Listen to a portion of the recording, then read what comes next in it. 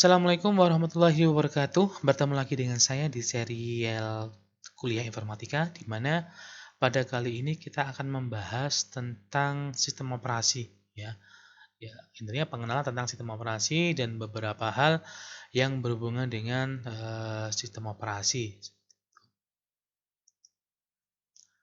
Kenapa? Karena ya kalau kita lihat sekarang setiap perangkat kita yang terhubung dengan jaringan, ya terutama atau perangkat yang memang kita gunakan sehari-hari untuk membantu pekerjaan kita atau ketika kita ingin hiburan misalkan dari smartphone, kemudian tablet ataupun laptop, komputer dan lain sebagainya itu semuanya sekarang sudah menggunakan yang namanya sistem sistem operasi. Ya, kenapa? Karena tanpa adanya sistem operasi itu setiap perangkat yang kita gunakan ya tidak akan bisa berjalan sesuai keinginan kita seperti itu. Nah, kemudian apa itu sistem operasi? Di sini ada istilah bahwasanya sistem operasi adalah perangkat lunak atau software yang melakukan kontrol terhadap hardware atau perangkat keras dan juga operasi-operasi dasar sistem, termasuk menjalankan software atau perangkat lunak yang ada di dalam sebuah perangkat. Ya. Jadi kalau kita berbicara tentang operasi ya kita akan berbicara tentang software atau perangkat lunak. Ya, di mana software ini bertugas untuk apa? Bertugas untuk mengontrol perangkat keras yang ada di dalam perangkat, ya. Kemudian operasi-operasi dasar sistem, termasuk juga menjalankan software atau perangkat lunak yang ada di dalamnya. Jadi misalkan kita mempunyai laptop, nanti kemudian di laptop itu kan terdiri dari berbagai macam hardware. Nah, nanti yang bertugas untuk mengorkestrasi atau menjalankan atau mengontrol hardware tersebut biar bisa berjalan sesuai dengan fungsinya itu yang melakukannya adalah si sistem operasi ini. Ya, jadi bagaimana nanti penggunaan RAM, penggunaan dari webcam, penggunaan dari hard disk dan lain sebagainya itu yang mengatur adalah sistem sistem operasi. Dan sistem operasi ini atau OS, operating system ini adalah perangkat lunak pada lapisan pertama yang ditempatkan pada memori komputer atau RAM pada saat komputer dinyalakan atau booting. Jadi ketika kita menekan tombol power dari sebuah perangkat kita ya misalkan dalam panel komputer, maka nanti aplikasi sistem operasi inilah nanti yang akan diletakkan di memori komputer atau RAM sehingga nanti OS inilah yang akan dieksekusi pertama kali.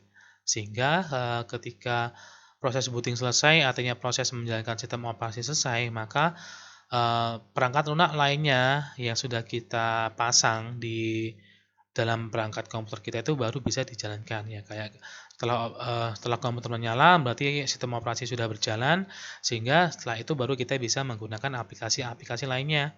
Misalkan kita ingin memutar musik menggunakan aplikasi Winamp, kemudian kita ingin membuat laporan dengan menggunakan Microsoft Word dan lain sebagainya seperti itu. Nah, di sini tentang sistem operasi itu bisa ada beberapa kategori yang berhubungan dengan sistem operasi ya. Ada yang berupa sistem operasi yang digunakan untuk server dan klien, ya. Jadi misalkan kayak server web atau server apapun itu menggunakan sistem operasi sendiri, ya. Dan klien pun juga menggunakan sistem operasi tersendiri. Ada juga yang sistem operasi itu berdasarkan unique base ya. Unique adalah sistem operasi yang free source dan nanti dari sistem operasi unik ini berkembanglah sistem operasi yang lainnya. Misalkan kayak ada Linux ya, itu dibuat berdasarkan unique base ya. Android, kemudian BSD atau macOS dan sebagainya. Dan ada juga sistem operasi yang berbasis Windows ya, seperti yang sekarang yang lagi digunakan atau versi terbaru di Windows adalah Windows 10. Dan kemudian ada juga kategori sistem operasi yang berdasarkan platformnya ya.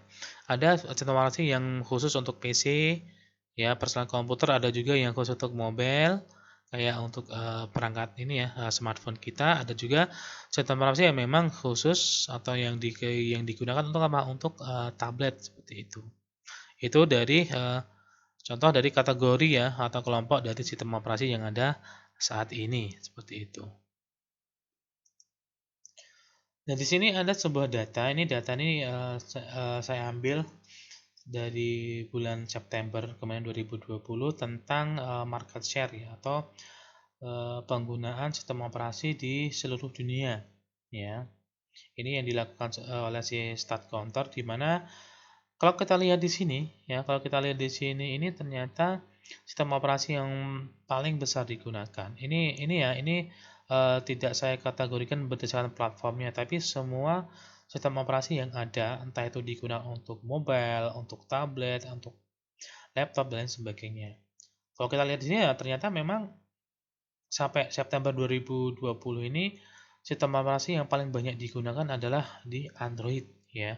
Jadi sistem operasi Android yang digunakan pada smartphone ini ternyata paling banyak digunakan. Kemudian yang kedua disusul oleh Windows ya. Windows bisa untuk Windows yang phone ya. Juga termasuk untuk Windows yang digunakan pada laptop atau PC. Kemudian ada iOS ya yang ada di iPhone ataupun di iPad ya. Contoh penggunaannya, kemudian ada OS X, jadi untuk perangkat ini ya, perangkat komputer ataupun laptop yang dibuat oleh si Apple ya, atau kita sebut dengan biasanya disebut dengan MacBook seperti itu. Kemudian 1% lainnya itu tidak diketahui jenis sistem operasinya, dan yang terakhir yang paling kecil penggunanya adalah sistem operasi Linux. Ini adalah market share dari sistem operasi yang ada hingga September 2020. Ya, artinya apa? Artinya sekarang ya kalau kita lihat di sini memang beberapa tahun ini kan ranah dari smartphone ini memang sudah sangat apa ya? Sudah sangat masuk ke dalam kehidupan kita sehari-hari ya. Sekarang kadang pun orang kalau tidak ribet ingin membawa laptop ya mereka bisa menggunakan tablet, dan tabletnya itu ada yang menggunakan Android dan lain sebagainya. Atau bahkan kadang satu orang itu kadang mempunyai lebih dari satu handphone ya, smartphone ya. Maka di sini ya memang beberapa tahun ini pangsa dari smartphone ini sangat tinggi sekali seperti itu. Bahkan kalau kita lihat di sini iOS pun lebih banyak digunakan dibandingkan dengan apa? Dibandingkan dengan penggunaan macOS ya yang khusus untuk laptop seperti itu. Nah, di sini tentang sistem operasi lagi, ya sistem operasi ini dapat dikatakan adalah sebagai penghubung ya, penghubung antara lapisan hardware atau perangkat keras yang ada di perangkat kita dengan lapisan software, ya sehingga nanti antara hardware dan software ini bisa bekerja sama ya dengan bantuan dari sistem operasi. Contohnya bagaimana? Contohnya misalkan ketika kita membuka aplikasi kamera di smartphone kita, maka aplikasi kamera ini, software kamera ini butuh yang namanya mengakses perangkat keras atau hardware, yaitu adalah kameranya. Nah, yang bertugas, yang menghubungkan, kemudian bertugas menangani hal tersebut adalah si sistem operasi ini. Dan sistem operasi ini juga akan melakukan layanan inti untuk software-software yang berjalan di atasnya. Misalkan akses ke disk ya, misalkan kita kayak tadi ya contohnya ketika kita ingin mengaktifkan kamera, berarti kan otomatis aplikasi kamera itu juga butuh apa? Butuh mengakses pertama ke perangkat kameranya. Kemudian setelah melakukan proses penggangguan kamera, maka aplikasi ini juga akan butuh apa? Butuh akses ke disk. Untuk apa? Untuk menyimpan hasil dari tangkapan kameranya seperti itu. Hingga sampai ke manajemen memori, kemudian ke penjadwalan tugas, atau antarmuka user melalui GUI ya. Nah, di sini ya ini yang melayani penggunaan ini adalah ya sistem operasi ini. Nah, di sini bagian kode yang melakukan tugas-tugas inti dan umum tersebut dinamakan dengan kernel ya, suatu sistem operasi. Jadi kernel itu dapat dikatakan inti ya, inti dari sistem operasinya. Karena dari kernel ini nanti akan memiliki tugas-tugas yang seperti ini. Jadi ini kalau kita lihat bagiannya di sini ya. Jadi di sini hardware-nya, ini terserah ya, hardware-nya bisa berupa PC, bisa berupa smartphone dan lain sebagainya. Kemudian di atas hardware itu akan dipasang yang namanya apa? Yang namanya operating system ya, sistem operasi ya. Kemudian sistem operasi ini berupa aplikasi, baru nanti di atas sistem operasi ini kita bisa menjalankan atau memasang aplikasi-aplikasi lainnya yang kita butuhkan ya, sehingga aplikasi ini bisa diakses oleh si user seperti itu. Jadi ini kalau kita lihat ini adalah bagian interaksi antara pengguna, kemudian sistem operasi dan aplikasinya beserta penggunaan dari hardware atau perangkat kerasnya. Nah, sini secara umum sistem operasi itu terdiri dari beberapa bagian. Yang pertama adalah mekanisme boot ya, atau mekanisme booting, yaitu untuk meletakkan kernel ke dalam memori.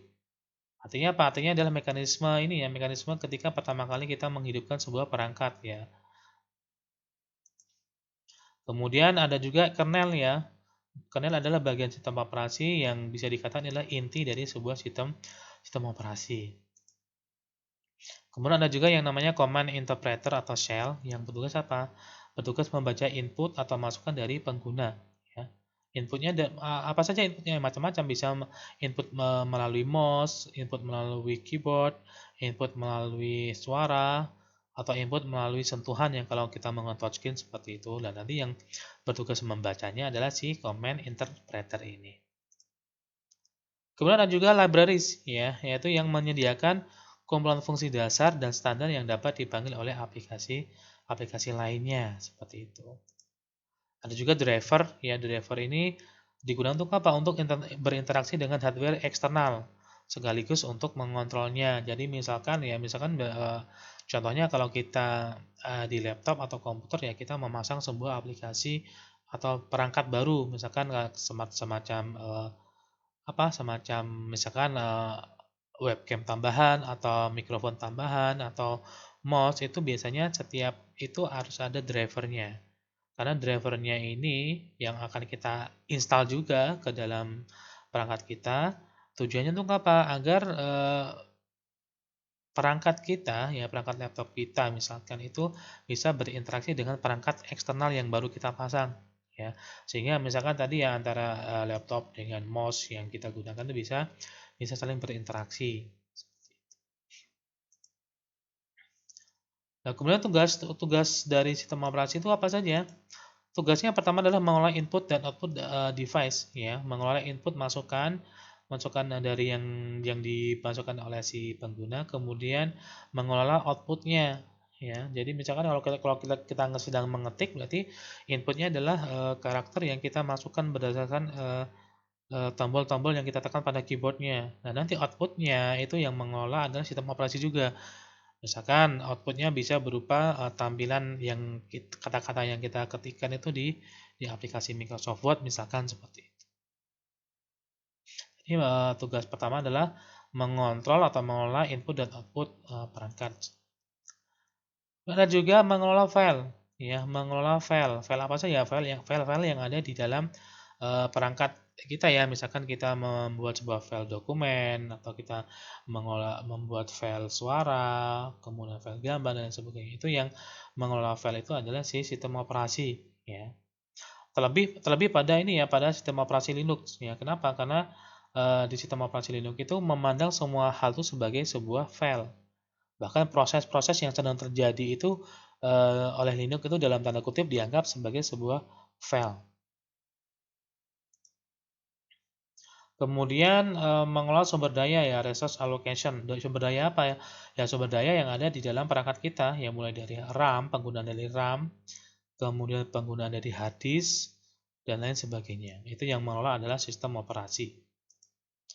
Kemudian juga mengelola proses ya, proses-proses yang terjadi di sistem operasi itu yang mengelola proses-proses yang ada di dalam perangkat kita itu yang mengelola adalah sistem operasi ya. Bagaimana proses itu dieksekusi, bagaimana proses itu diakhiri, bagaimana proses itu harus menunggu giliran untuk dieksekusi, itu tugasnya adalah si sistem operasi. Kemudian mengelola memori ya. Memori ini ada RAM dan virtual memory ya. RAM ini adalah random access memory. Jadi nanti akan kita bahas habis ini apa itu RAM. Kemudian interpreting user command ya, pengguna dapat mengeksekusi beragam perintah melalui OS ya. Jadi kalau kita sedang mengetik, nanti siapa yang menginterpretasikan itu ya sistem operasi ini ya. Ketika kita klik kanan pada mouse, kita klik kiri pada mouse, itu nanti yang bertugas untuk menginterpretasikan perintahnya itu siapa? Ya, sistem operasi ini. Sehingga dengan ada sistem operasi ini yang akan mempermudah kita untuk berinteraksi dengan perangkat yang sedang kita gunakan, ya entah itu laptop ataupun smartphone dan lain sebagainya, seperti itu. Itu adalah tugas-tugas dari sistem operasi.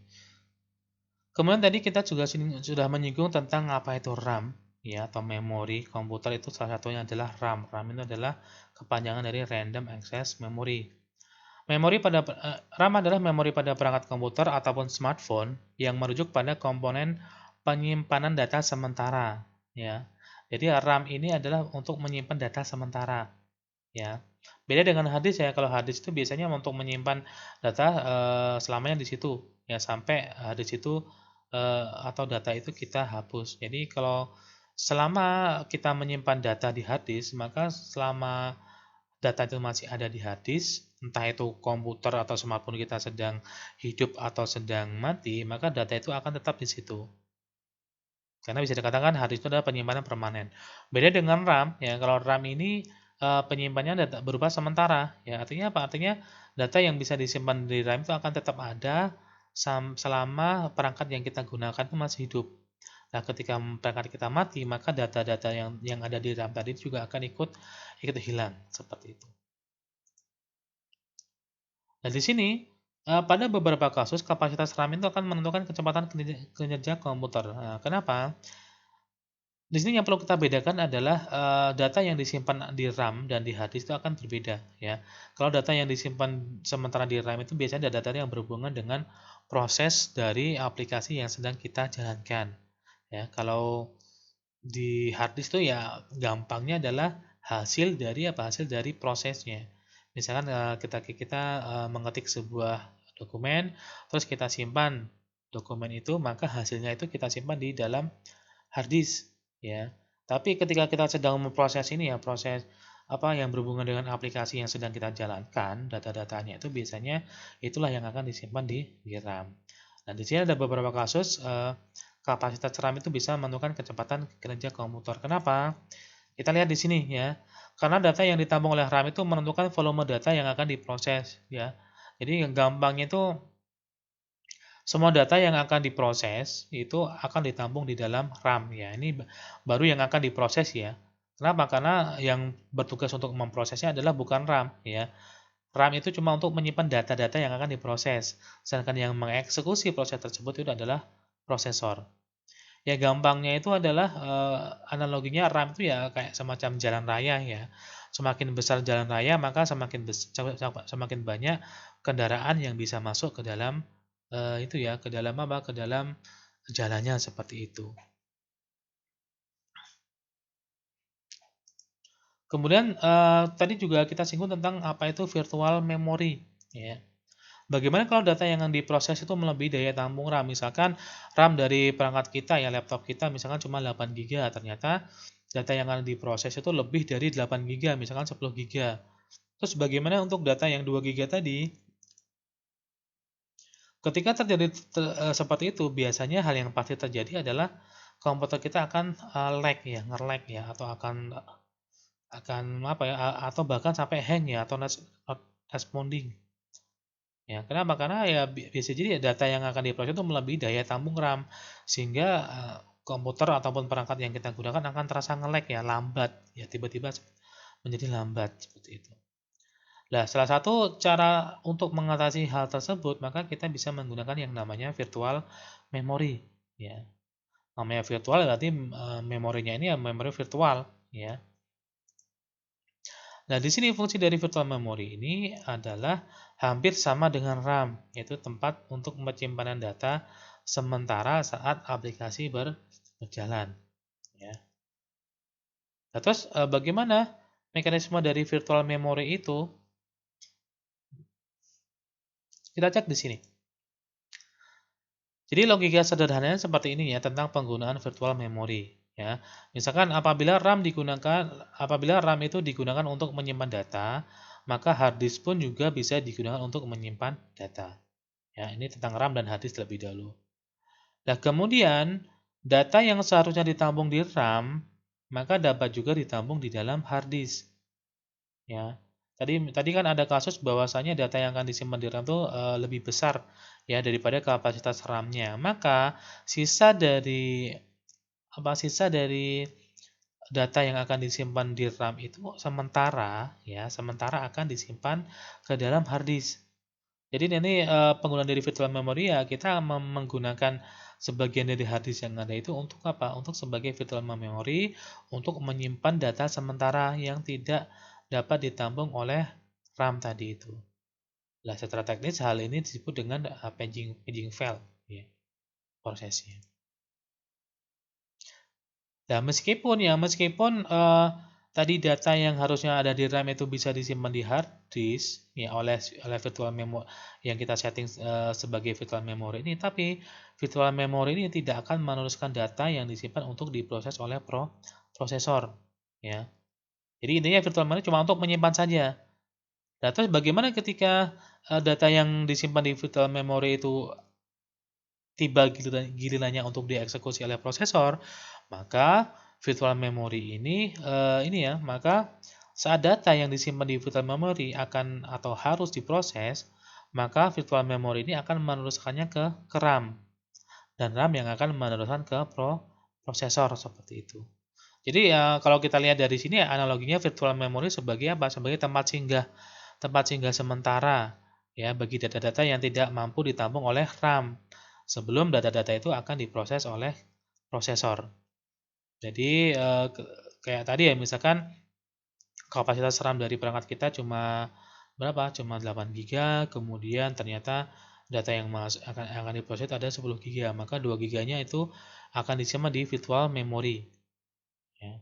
Nanti ketika RAM-nya sudah mulai ada slot kosong, terus ada beberapa data di virtual memory akan dieksekusi, maka virtual memory ini akan meneruskannya ke RAM, ya, yang sudah kosong tadi. Setelah itu baru bisa dieksekusi oleh prosesor. Jadi itu mekanisme dari apa? Dari virtual memory. Terus bagaimana penerapan virtual memory dari yang ada di dalam sistem operasi? Kita cek di sini, ya. Pada sistem operasi Linux itu menempatkan virtual memory pada partisi dengan file sistem khusus yang bernama swap. Ya. Jadi kalau kita ingin membuat virtual memory pada sistem operasi Linux, maka kita membuat partisi dari hard disk kita dan kemudian tipe partisinya itu file sistemnya itu kita set dengan yang jenisnya adalah swap ini. Nah, secara otomatis ketika ada partisi yang jenisnya adalah swap itu akan digunakan sebagai virtual memory pada sistem operasi Linux. Sedangkan selain swap, misalkan ekstensi atau jenis partisinya adalah ext2, 3, 4 atau NTFS atau FAT atau FAT32 itu tidak dapat dijadikan ruang untuk virtual memory pada sistem operasi Linux. Jadi kalau kita ingin membuat virtual memory pada Linux ya jenis partisinya harus kita set ke dalam swap begitu.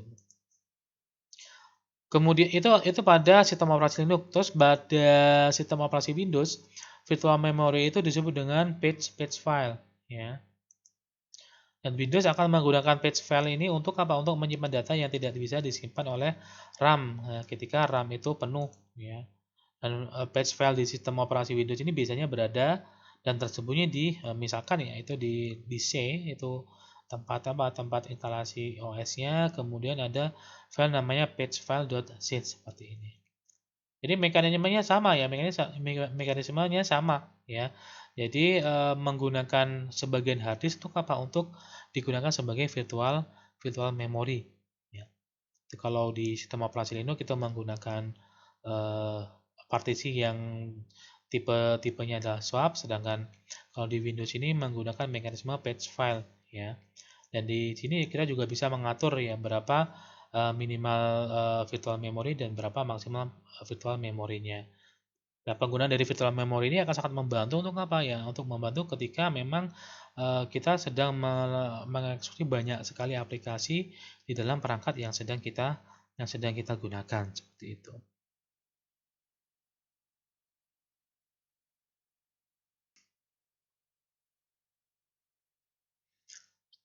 Kemudian ketika kita berbicara tentang sistem operasi, ya kalau kita lihat tadi ya memang salah satu contohnya adalah kategori untuk yang platform ya di mana sekarang misalkan eh, untuk sistem operasi Windows kan sekarang sudah ada yang untuk yang versi mobile, versi tablet atau versi laptop ya. Sama halnya dengan misalkan contohnya adalah eh, yang sudah dilakukan oleh si perusahaan Apple ya, di mana MacBook ya laptopnya itu bisa terkoneksi dengan iPhone ataupun iPad yang ada di yang digunakan oleh si pengguna seperti itu. Nah, hal ini sekarang itu sudah ini ya, sudah apa, sudah gampang untuk digunakan ya, disinkronkan antara bagaimana kita menghubungkan laptop kita dengan smartphone kita.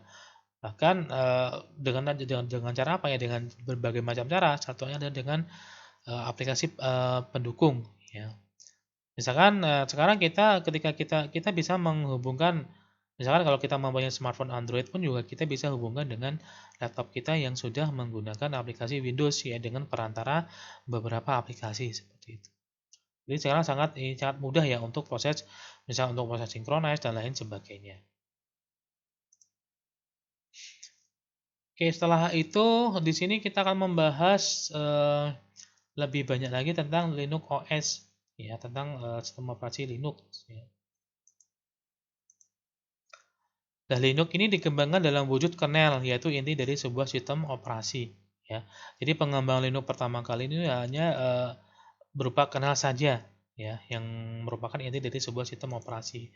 Nah, kemudian dari kernel itu, maka banyak sekali dikembangkan antarmuka, kemudian dikembangkan utilities, device driver, dan aplikasi-aplikasi yang bisa masuk atau terhubung dengan kernel yang sudah dibuat tadi.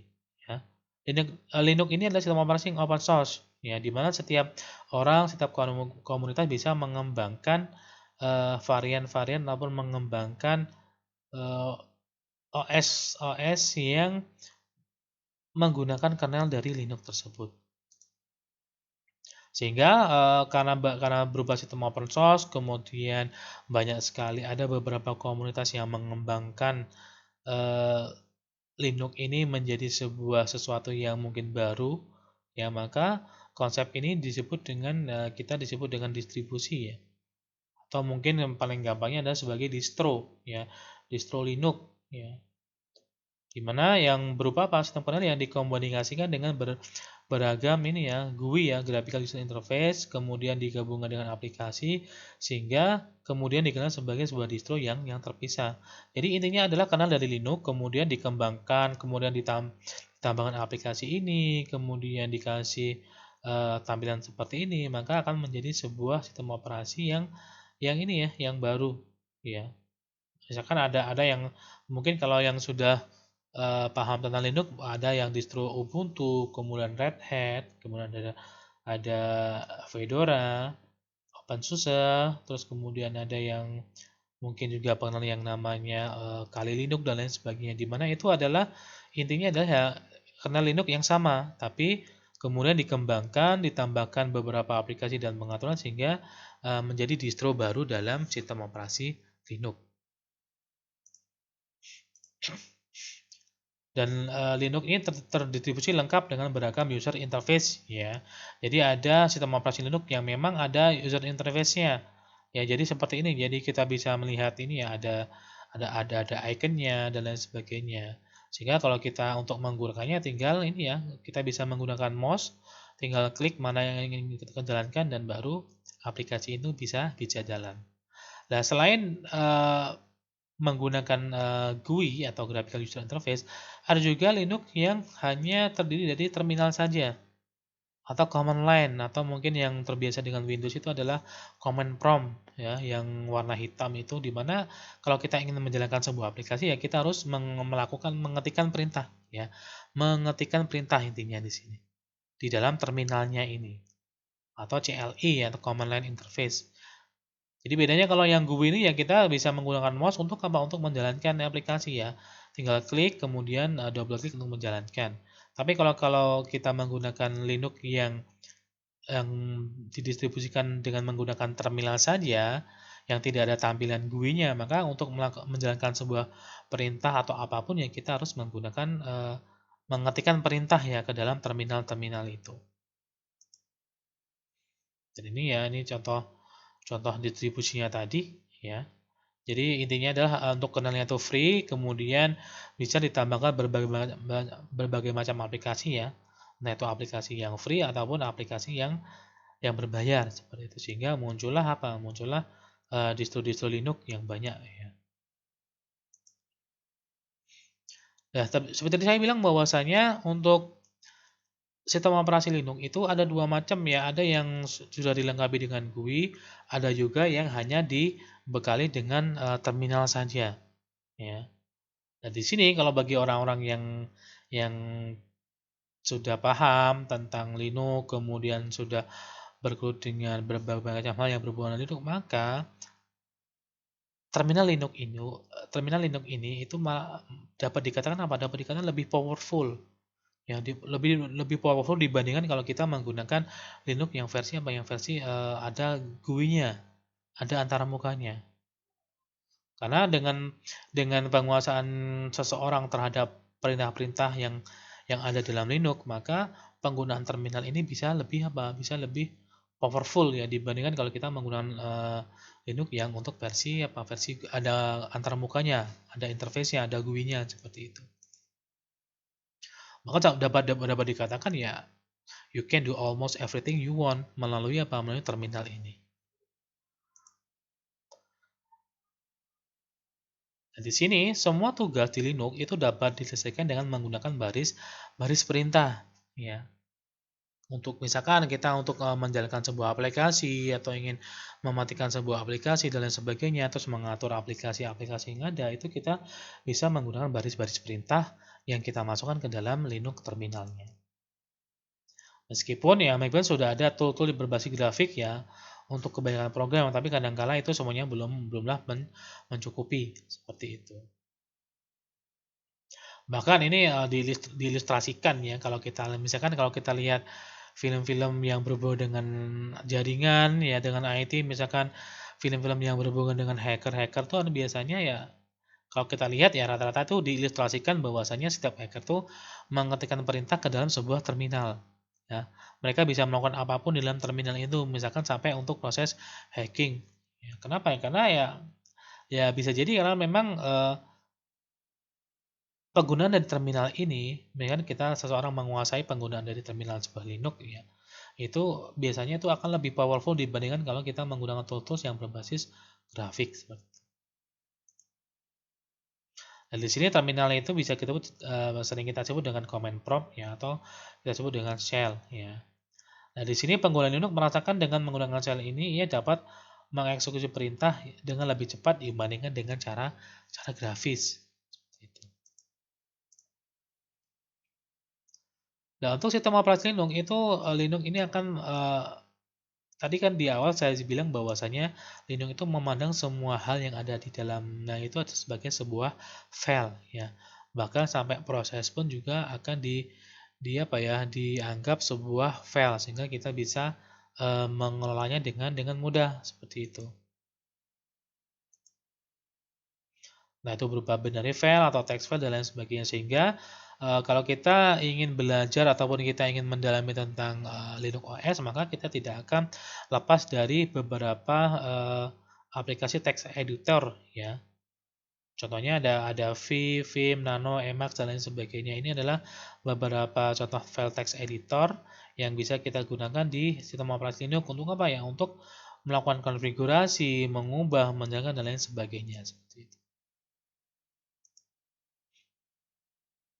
Dan di Linux OS, pengguna bisa mengolah file menggunakan beragam tools ya. Ini untuk mengolah filenya. Bisa kalau kita menggunakan Linux yang ada GUI-nya ya kita bisa menggunakan file manager yang ada di GUI atau kalau kita menggunakan terminalnya maka kita bisa menggunakan beberapa perintah-perintah yang bisa digunakan untuk apa? Untuk mengelola file melalui terminal ini. Ini adalah contoh ya, contoh misalkan ini contoh dari antarmuka Linux yang berbasis GUI ya. Dimana di sini semua hal itu ya ada filenya, ada foldernya dan lain sebagainya. Dan ini adalah command line editor yang bisa digunakan kalau kita sedang berada di terminal Linux ya, bisa menggunakan Vim, Nano, Emacs dan lain sebagainya. Ini kalau untuk ini ya tergantung dari kebiasaan masing-masing pengguna ya. Mereka mau menggunakan Vim atau apapun itu tergantung mereka lebih familiar atau lebih suka yang mana. Kemudian di dalam sistem operasi Linux itu untuk tipe usernya itu ada dua ya. Ada yang disebut dengan super user atau root, ada juga disebut dengan ordinary user. Bedanya apa? Bedanya kalau ordinary user ini adalah user ini memiliki hak akses yang terbatas ya. Yang terbatas pada apa ya? Terhadap apapun ya, terhadap file, terhadap proses itu ada batasannya. Nah, sedangkan yang super user atau yang root ini adalah ya user utama yang ada di dalam sistem operasi Linux. Artinya apa? Artinya ya root ini, user yang memiliki akses sebagai root ini, mereka bisa melakukan apapun ya. Apapun mereka bisa lakukan di dalam sistem operasi Linux seperti itu.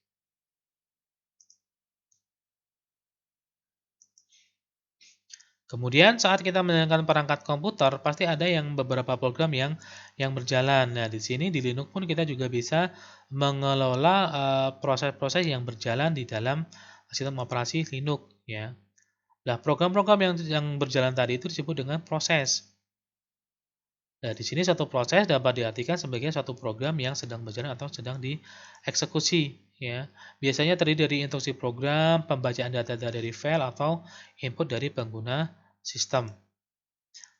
Nah, di Linux untuk manajemen prosesnya kita bisa ini ya, kita bisa menggunakan berbagai macam cara ya. Kenapa? Karena di Linux ini ada merupakan sistem operasi yang multi user ya, yang memungkinkan tidak hanya satu user saja yang berjalan pada waktu sama. Jadi bisa jadi dalam satu OS itu eh, nggak hanya satu user saja yang jalan, misalkan cuma root aja, nggak hanya itu saja. Bahkan user-user yang biasa itu pun bisa apa? Bisa eh, berjalan pada satu sistem operasi yang sama. Ya, misalkan kalau di Linux kita mempunyai 5 user ya, di mana satu user sebagai root dan 4 user sebagai user biasa. Maka kelima user ini bisa berjalan di dalam satu ini ya, satu proses ini ya, satu sistem operasi ini seperti itu. Lah, agar kenal tidak pusing ya, tidak pusing atau bisa membedakan mana proses ini milik siapa, kemudian file ini milik siapa, maka masing-masing proses itu akan dibedakan dengan secara unik ya.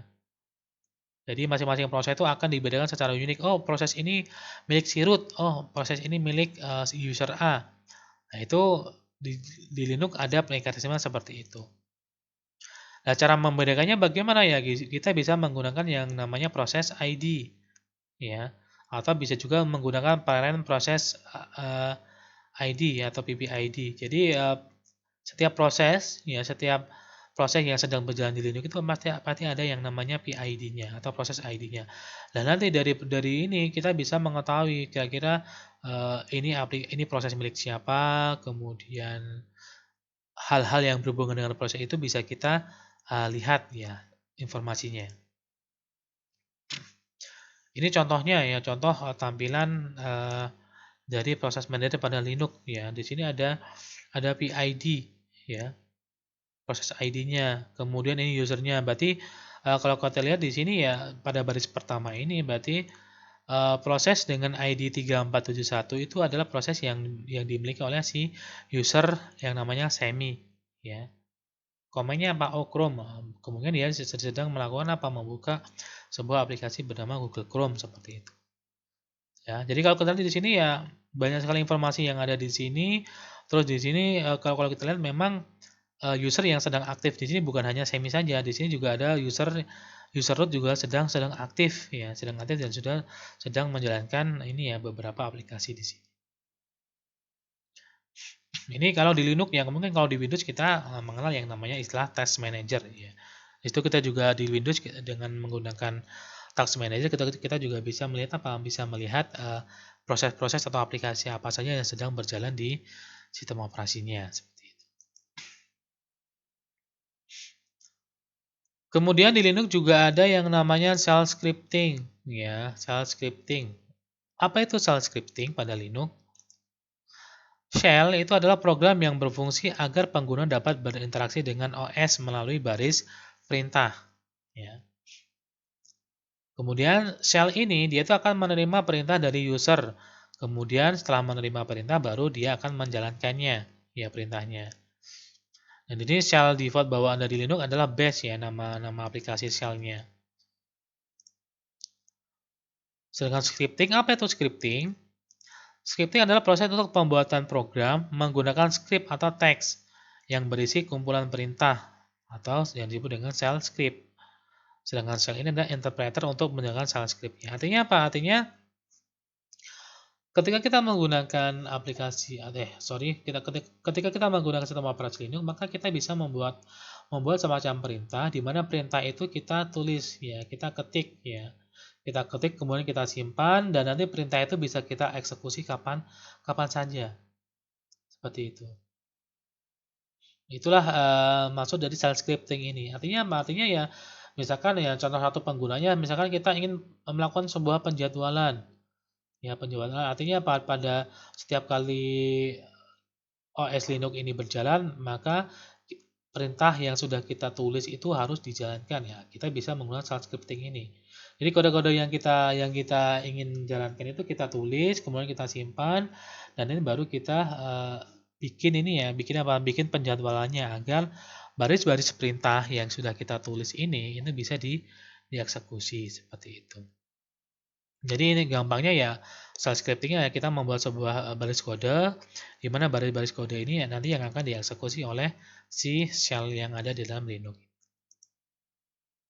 Nah, kemudian yang kita lihat tadi ya shell scripting tadi kan bisa kita eksekusi dengan menggunakan penjadwalan.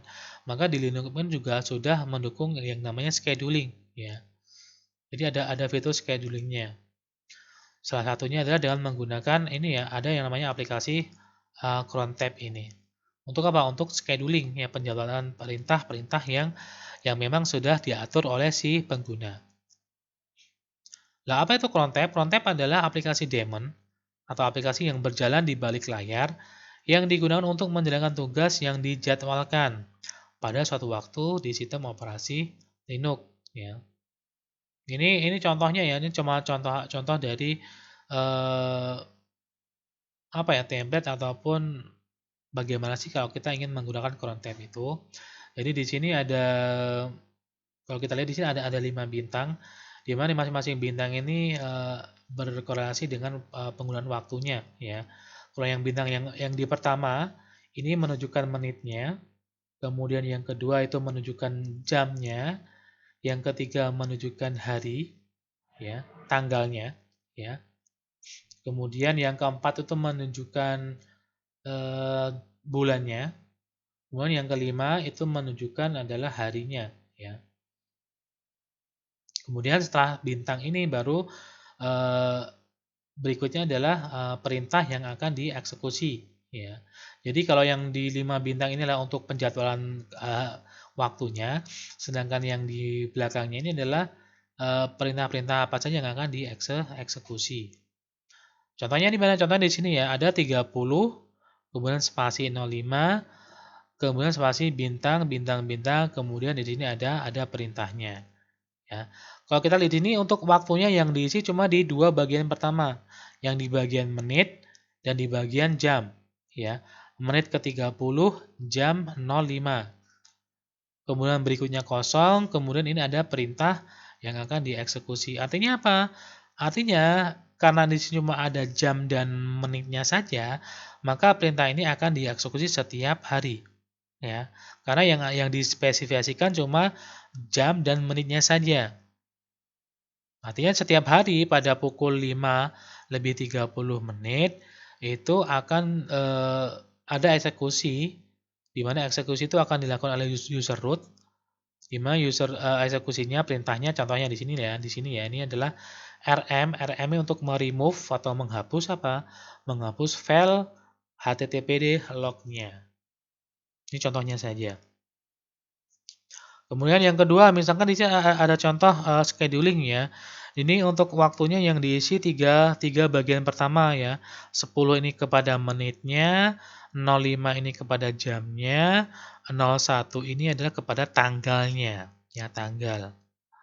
Kemudian yang lainnya masih bintang dan di sini ada ini ya, ada apa? Ada perintah yang akan dijalankan. Artinya apa? Artinya karena yang diisi cuma menit, jam, dan tanggal, artinya apa? Artinya kita interpretasikan sebagai setiap pukul 5 ya, pukul 5 lebih 10, kemudian setiap tanggal 1, artinya apa? Setiap bulannya pada tanggal 1 itu akan dieksekusi kumpulan perintah ya yang ada di dalam ini ya, script.sh yang berupa apa? File shell atau bash script. Yang mengeksekusinya adalah si root ini. Dan ini contoh dari ini ya, penggunaan dari tadi shell scripting tadi itu ya. Jadi kita bisa membuat alur ataupun membuat perintah-perintah yang kita tulis ke dalam sebuah file namanya script.sh, dan nanti perintah-perintah ini bisa kita jadwalkan ya, kapan perintah ini akan dieksekusi secara otomatis oleh si Linux menggunakan fitur ini ya, untuk fitur scheduling pada Linux ini. Seperti itu. Itu tentang Linux scheduling ya. Kemudian bagaimana dengan pengaturan aplikasi atau startup di Linux ya. Jadi kalau kita yang sudah terbiasa dengan Windows kan ada yang namanya kita bisa mengatur aplikasi-aplikasi saja yang dieksekusi ketika komputer atau perangkat itu menyala pertama kali. Ya, biasanya kita lihat di bagian startup ini ya. Nah, di Linux pun juga ada ya. Di Linux untuk pengaturan startup folder itu ada di path untuk ininya ya, itu ada di /etc/rc.local ya. Ini adalah file yang bisa kita ubah, yang kita bisa atur untuk apa? Untuk mengeksekusi mungkin beberapa perintah yang akan dieksekusi ketika perangkat ini menyala pertama kalinya. Jadi file ini ya, file yang ada di alamat di /etc/rc.local ini memiliki fungsi yang sama seperti startup folder pada Windows ya. Yang tujuan untuk mengeksekusi aplikasi ketika sistem operasi ini booting pertama kali ya. Jadi selain menggunakan scheduling tadi, kalau scheduling tadi kan berdasarkan waktu ya. Jadi kapan kita akan mengeksekusi sebuah hal secara otomatis itu kita menggunakan waktu. Tapi kalau di yang startup ini yang di dalam /etc/rc.local ini itu ya perintah-perintah yang ada di dalam file ini tuh akan dieksekusi setiap kali Linux ini booting atau menyala pada pertama kalinya seperti itu. Nah, hal ini juga akan membantu para pengguna ini ya, pengguna Linux untuk apa? Untuk melakukan ataupun mempermudah dalam untuk menjalankan aplikasi-aplikasi yang memang dibutuhkan ketika pertama kali Linux itu booting, sehingga tidak perlu dieksekusi secara manual ya. Jadi otomatis ketika Linux itu booting, aplikasi yang sudah ataupun perintah yang sudah di-set atau ditaruh di dalam file /etc/rc.local ini bisa dieksekusi seperti itu. Itu tentang apa? Tentang pengantar sistem operasi Linux. Nah, kemudian bagaimana misalkan ketika kita mempunyai sebuah perangkat ya, laptop ya. Terus di laptop ini ingin kita install dua sistem operasi misalkan. Ya. Kalau tadi kan biasanya kalau pada umumnya ya satu laptop itu diinstal satu sistem operasi. Ya kalau nggak Windows, ya kalau nggak Linux ataupun sistem operasi yang lainnya. Terus bagaimana kalau kita misalkan pengguna Windows ingin belajar Linux, ya berarti otomatis pengguna itu harus menggunakan dua buah sistem operasi, ya. Oke, kalau cara paling gampang ya kita menggunakan dua perangkat yang berbeda. Laptop satu menggunakan Windows, laptop satu menggunakan Linux, ya. Tapi itu ya tidak efisien ya karena ya harus ada harga yang harus kita keluarkan.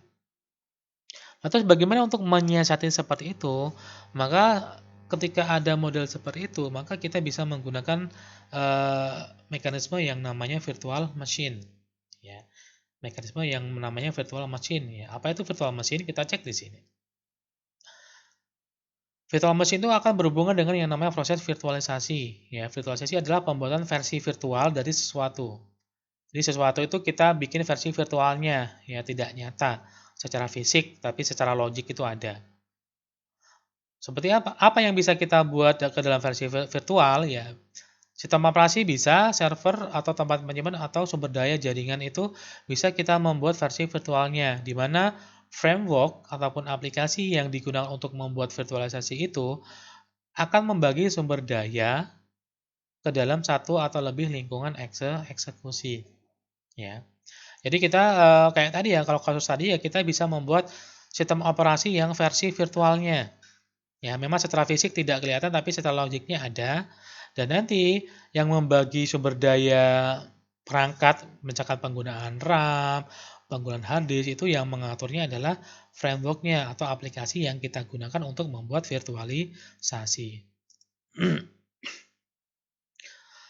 Sehingga cara virtualisasi ini ya bisa dikatakan sebagai cara untuk membuat komputer fisik bertindak bahwa seolah-olah komputer tersebut menjadi dua atau lebih ya ke dalam komputer logik ya. Ya cara gampangnya dalam satu laptop itu bisa terdapat dua buah sistem operasi yang berbeda ya. Dan dapat dikatakan ya masing-masing sistem operasi ini adalah sebuah perangkat komputer yang berbeda ya secara logiknya meskipun ya hanya dalam satu perangkat saja. Di mana nanti masing-masing komputer logik ini itu mempunyai arsitektur dasar yang sama dengan komputer fisiknya ya. Jadi misalkan kalau kita dalam satu perangkat ya satu laptop kita install sistem operasi Windows 10. Kemudian kita membuat virtualisasi lagi di dalamnya Windows 10 juga. Artinya apa? Artinya di dalam satu komputer itu akan ada dua buah sistem operasi Windows 10. Ya, di mana masing-masing OS ini bisa kita sebut sebagai komputer secara logiknya, ya. Dan arsitektur pun juga akan sama seperti itu.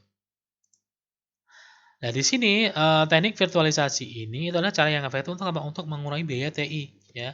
Kalau tadi ya paling gampangnya tadi kalau kita ingin belajar dua buah sistem operasi ya kita menggunakan dua perangkat yang menggunakan sistem operasi yang berbeda. Tapi itu kan pasti ada harga yang harus kita keluarkan untuk menggunakan dua buah perangkat. Tapi dengan adanya virtualisasi ini kita bisa menggunakan satu perangkat tapi di dalam perangkat itu terdapat dua buah sistem operasi, ya. Sehingga ini akan menghemat atau mengurangi biaya yang kita keluarkan seperti itu. Nah, ini kalau kita lihat cek perbedaan ya, perbedaan antara virtualisasi dengan arsitektur tradisional ya. Kalau yang di tradisional kita lihat di sini ada perangkat kerasnya, kemudian di atas perangkat keras kita install sistem operasinya, kemudian di dalam sistem operasi kita install aplikasi-aplikasi yang ingin kita gunakan. Jadi satu perangkat cuma ada satu sistem operasi saja. Nah, sedangkan di bagian arsitektur virtual, maka di sini kita butuh yang namanya di atas perangkat kerasnya kita butuh yang namanya hypervisor. Ya, apa itu nanti kita bahas. Kemudian di atas hypervisor ini baru kita bisa menginstal sistem operasi yang ingin kita gunakan. Ya. Kalau kita lihat di sini yang di bagian tradisional itu satu perangkat hanya ada satu sistem operasi saja.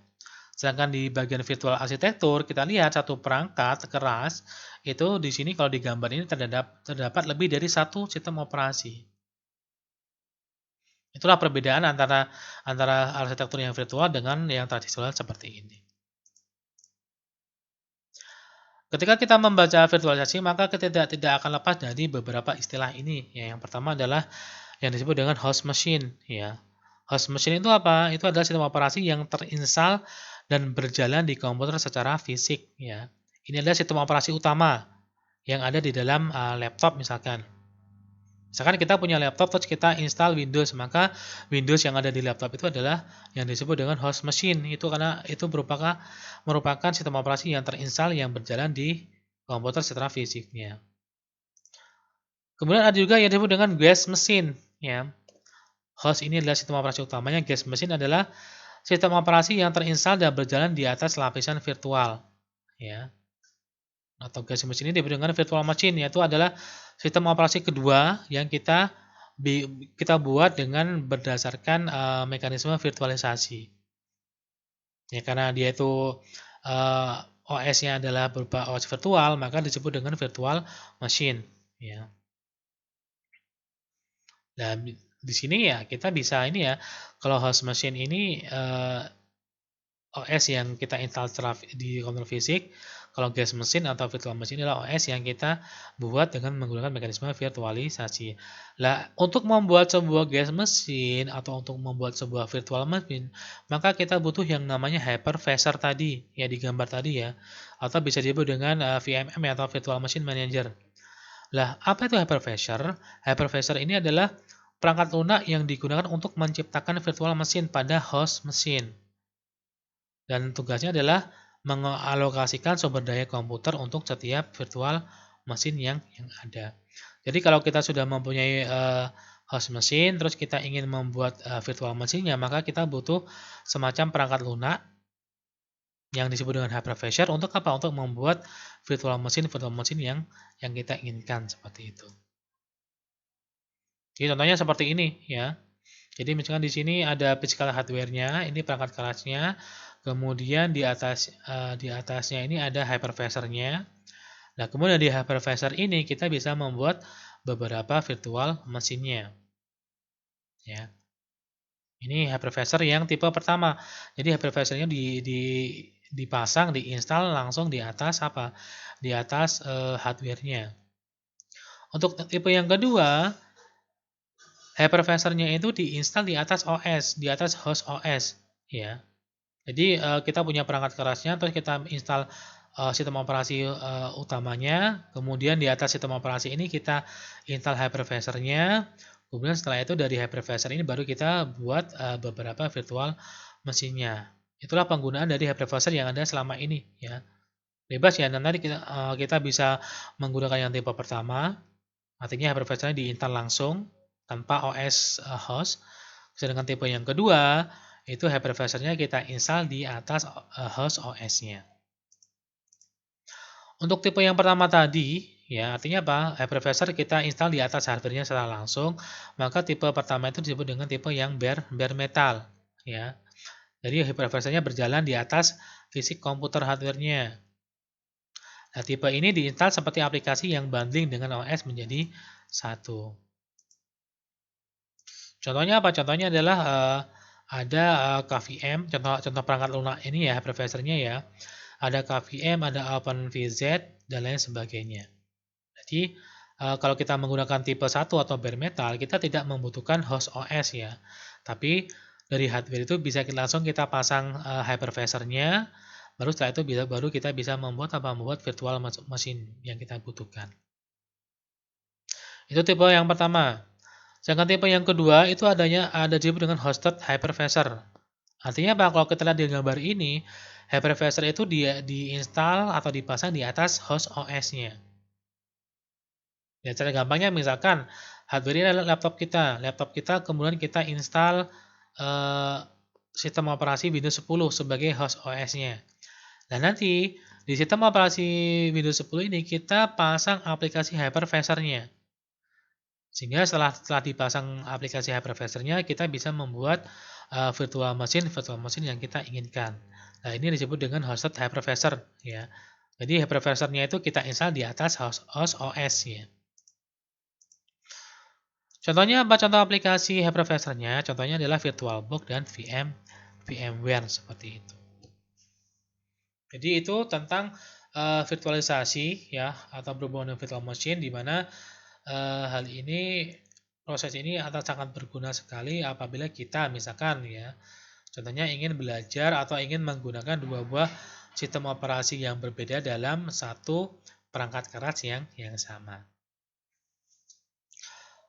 Oke, jadi itu materi kita hari ini tentang pengantar manajemen sistem operasi, di mana tadi kita sudah bahas tentang beberapa contoh dari sistem operasi, kemudian tugas-tugas dari sistem operasi, terus kita juga membahas tentang sedikit tentang sistem operasi Linux dan mekanisme virtual machine yang dimana mekanisme ini sangat membantu kita ketika kita ingin menggunakan dua buah sistem operasi contohnya dalam satu perangkat yang perangkat keras yang digunakan seperti itu. Oke itu pembahasan kita hari ini kurang lebihnya semua maaf. Terima kasih. Wassalamualaikum warahmatullahi wabarakatuh.